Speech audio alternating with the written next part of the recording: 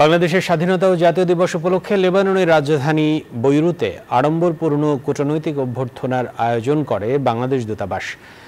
ফেনিসিয়া হোটেলে অনুষ্ঠিত হয় এই অনুষ্ঠানে লেবাননে নিযুক্ত 40টি দেশের রাষ্ট্রদূত, উচ্চপদস্থ সরকারি কর্মকর্তা, ব্যবসায়ী প্রতিনিধি, গণমাধ্যম কর্মী এবং প্রবাসী কমিউনিটির নেতৃবৃন্দ অংশ নেন। অতিথিদের স্বাগত জানান বাংলাদেশের রাষ্ট্রদূত মেজর জেনারেল জুবায়ের সালেহীন ও তার সহধর্মিণী। লেবাননের বিভিন্ন মিনিস্ট্রির, বিশেষ করে আমরা যে সমস্ত মিনিস্ট্রির সাথে কাজ করি, ওদের foreign ministry, labour ministry, interior ministry, এদের অফিসিয়াল সবাই এসেছে।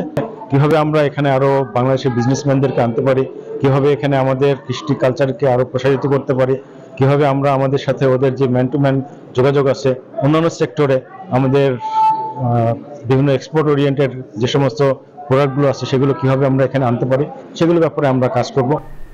বান্ডেল থাকলে প্রতি সেনমানিতে টাকা বাঁচবে। বিকাশ সেনমানি বান্ডেল কিনে জিতুন প্রতি লেনদেনে।